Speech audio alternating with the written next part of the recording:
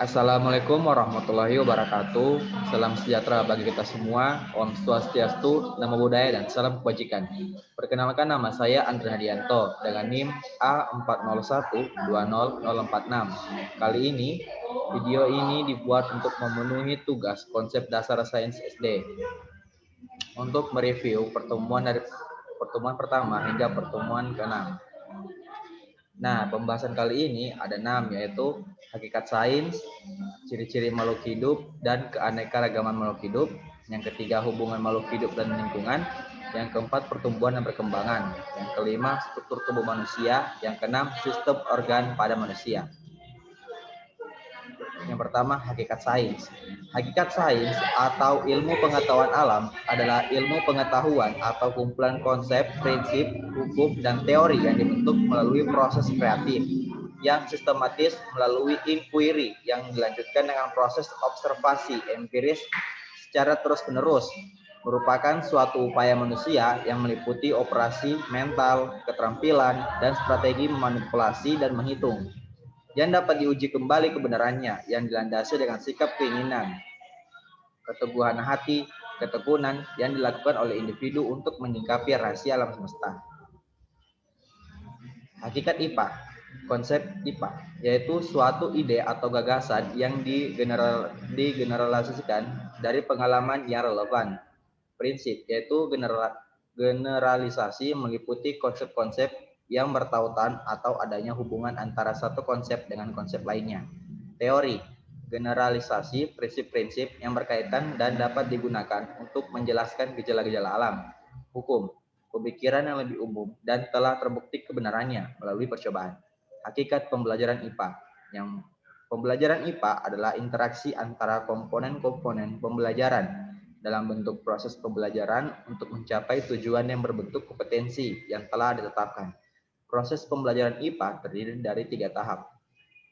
Yang pertama, perencanaan proses pembelajaran. Yang kedua, pelaksanaan proses pembelajaran. Yang ketiga, penilaian proses pembelajaran. Tujuan pembelajaran IPA SD. Tujuannya agar siswa yang pertama memahami konsep-konsep IPA, yang kedua memiliki keterampilan proses, yang ketiga mempunyai minat mempelajari alam sekitar, yang keempat bersikap ilmiah, yang kelima mampu menerapkan konsep-konsep IPA untuk menjelaskan gejala-gejala alam dan memecahkan masalah dalam kehidupan sehari-hari. Yang keenam, mencintai alam sekitar, serta yang ketujuh menyadari kebesaran dan keagungan Tuhan. Nah, sekarang yang kedua, ciri-ciri makhluk hidup dan keanekaragaman makhluk hidup. Yang pertama kita harus ketahui adalah biosfer, yaitu bagian bumi atau atmosfernya yang dihuni oleh organisme hidup. Ciri-ciri makhluk hidup, yang pertama memiliki protoplasma atau sel, mempunyai bentuk dan ukuran, melakukan aktivitas-aktivitas kehidupan. Nah, untuk aktivitas-aktivitas kehidupan itu ada yang pertama tumbuh dan berkembang, yang kedua metabolisme, yang ketiga berkembang biak, yang keempat bergerak, yang kelima membutuhkan energi, yang keenam melakukan adaptasi, yang ketujuh memiliki sistem transportasi, yang kedelapan peka terhadap rangsangan, yang kesembilan homeostatis, yang kesepuluh sistem regulasi. Keanekaragaman makhluk hidup. Biodiversitas. Biodiversitas atau keanekaragaman biologi hayati adalah jumlah dari semua jenis binatang, tumbuhan, jamur, bakteri, dan organisme yang hidup di atas bumi dengan variasi habitat di mana mereka tinggal. Biodiversitas atau keanekaragaman hayati dalam pemanfaatannya mencakup semua bidang dari produksi makanan sampai ke riset medis. Manusia di dalam hidupnya menggunakan sedikitnya 40.000 jenis binatang dan tumbuhan untuk memenuhi kebutuhan sehari-hari. Persebaran makhluk hidup. Faktor yang menentukan adanya variabilitas geografik makhluk hidup yang menyebar di permukaan bumi. Yang pertama, faktor lingkungan. Terdiri lingkungan abiotik, tanah yaitu tanah, air, temperatur, dan iklim. Lingkungan biotik yaitu lingkungan makhluk-makhluk hidup itu sendiri. Yang kedua, faktor sejarah. Bumi adalah satu benua dan satu samudra, kemudian retak bergeser secara perlahan dan membentuk benua, samudra, dan lautan. Yang ketiga, faktor hambatan penyebaran. Daratan untuk makhluk penghuni lautan yaitu daratan atau benua, dan daratan yang menyempit seperti Amerika Tengah, Costa Rica. Nah, yang ketiga adalah hubungan makhluk hidup dan lingkungan. Tidak ada makhluk hidup yang bisa memenuhi kebutuhan hidupnya sendiri, termasuk manusia. Misalnya, agar dapat bertahan hidup, manusia perlu makan. Makanan manusia berasal dari tumbuhan dan hewan. Sementara itu, hewan peliharaan dan tidak dapat hidup dengan baik tanpa bantuan manusia. Hubungan antara makhluk hidup dengan lingkungannya dapat digambarkan sebagai berikut. Yang pertama, individu. Individu adalah setiap anggota populasi, seperti manusia, seekor tikus, seekor burung, dan lain-lain. Yang kedua adalah populasi. Populasi adalah kumpulan makhluk hidup sejenis yang tinggal di suatu tempat. Misalnya, populasi manusia, populasi tikus, dan juga lain-lain. Yang ketiga adalah komunitas. Komunitas adalah kehidupan bersama antar makhluk hidup yang terdiri dari beberapa populasi yang hidup bersama di suatu tempat. Yang keempat adalah ekosistem. Ekosistem adalah hubungan makhluk hidup dengan lingkungannya. Ekosistem ditempati makhluk hidup disebut komponen biotik, contohnya manusia, hewan, dan tumbuhan. Ekosistem juga ditempati oleh benda mati, disebut komponen abiotik, contohnya suhu, kelembapan, sinar matahari, dan mineral. Yang kelima adalah biosfer. Biosfer adalah tempat makhluk hidup yang terluas, contohnya bumi, tempat tinggal kita. Kemudian simbiosis. Simbiosis terbagi atas tiga, yaitu simbiosis mutualisme, komensalisme, dan parasitisme. Simbiosis mutualisme adalah hubungan yang menguntungkan kedua belah pihak, contohnya kupu-kupu dan bunga. Simbiosis komensalisme adalah hubungan yang menguntungkan satu pihak, sedang pihak lain tidak diuntungkan maupun dirugikan. Contohnya ikan badut dan anemon. Simbiosis parasitisme adalah hubungan yang menguntungkan satu pihak, sedangkan pihak lain dirugikan. Contohnya kutu pada tubuh hewan. Kemudian ekosistem. Ekosistem adalah tempat berlangsungnya hubungan saling ketergantungan antara makhluk hidup dan lingkungannya. Ekosistem dibedakan menjadi dua golongan, yaitu ekosistem alam dan ekosistem buatan.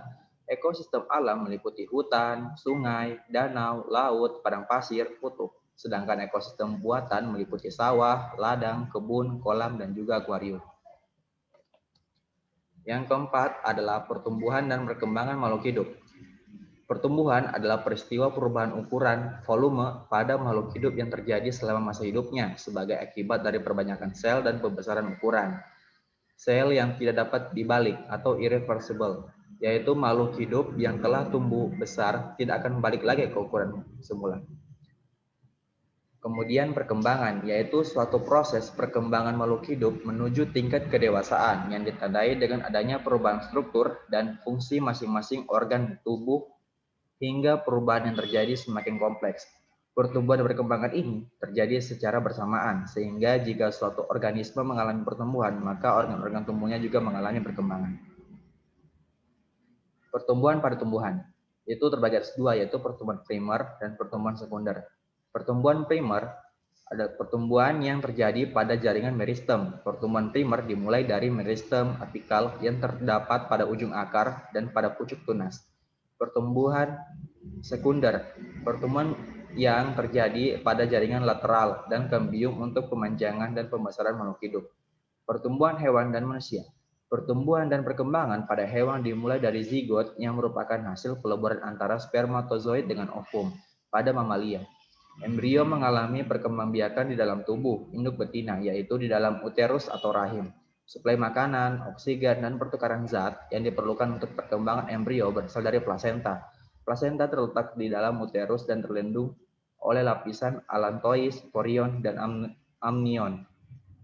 Pada beberapa hewan yang bersifat ovipar, perkembangan embrio terjadi di dalam cangkang telurnya. Pertumbuhan dan perkembangan hewan dipengaruhi oleh faktor internal, yaitu gen dan hormon, sedangkan faktor eksternal yaitu makanan, oksigen, aktivitas, dan cahaya matahari. Pertumbuhan dan perkembangan pada manusia selama 4 minggu pertama setelah bayi dilahirkan. Bayi mulai belajar menyesuaikan hidup di lingkungan yang baru. Masa bayi terlewati pada usia 12 bulan dan digantikan dengan masa anak-anak. Pertumbuhan fisik mulai meningkat, baik tinggi badan maupun berat badan. Juga terjadi perkembangan koordinasi gerak otot dan kemampuan mental, hingga pada usia 18 bulan, anak dapat berjalan tanpa bantuan orang lain. Pada usia 2-3 tahun, anak telah dapat mengontrol keinginan kencing dan buang air besar. serta dapat berbicara dengan kalimat sederhana. Pada usia 5 tahun, beberapa anak dapat membaca angka-angka dan huruf-huruf tertentu. Di atas usia ini, kemampuan berbicara, menulis, membaca, dan belajar bagaimana cara bergaul dengan orang lain telah berkembang. Yang kelima adalah struktur tubuh manusia. Anatomi tubuh manusia terdiri dari sistem kerangka, sistem otot, sistem peredaran darah, sistem pernafasan, sistem indera, sistem pencernaan, sistem urinaria, sistem reproduksi, sistem syaraf, dan sistem endokrin. Sistem kerangka terdiri dari tulang kepala 8 buah, tulang kerangka dada 25 buah, tulang wajah 14 buah, tulang belakang dan pinggul 26 buah, tulang telinga 6 buah, tulang lidah 1 buah, tulang kaki 62 buah.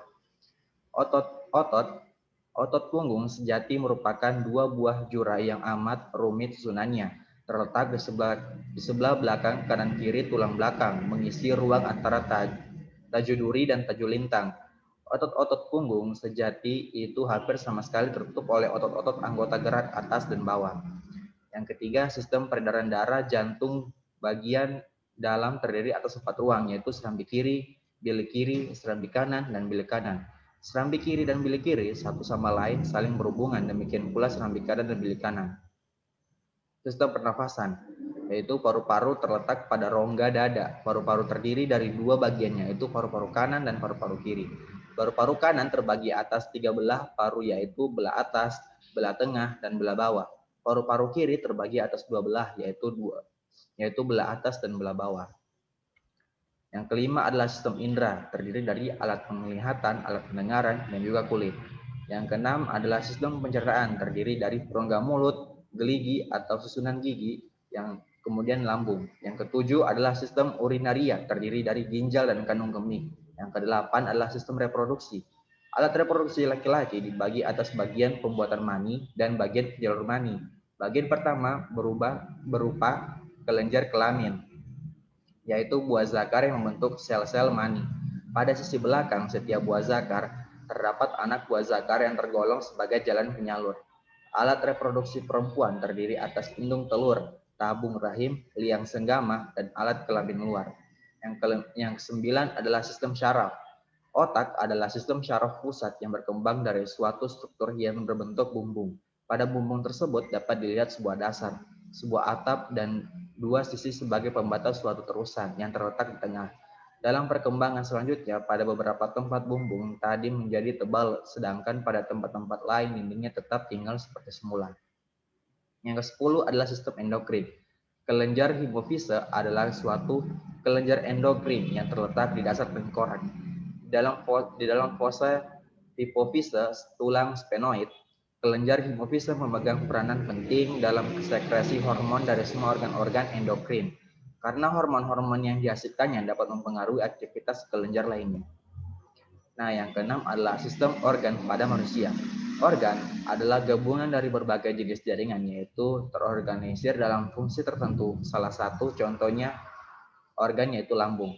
Lambung merupakan salah satu organ yang menyusun sistem pencernaan. Lambung tersusun dari beberapa jaringan, yaitu jaringan epitelium, jaringan ikat, jaringan otot, dan jaringan syaraf yang bergabung untuk melakukan fungsi yang sama, yaitu mencerna makanan yang masuk.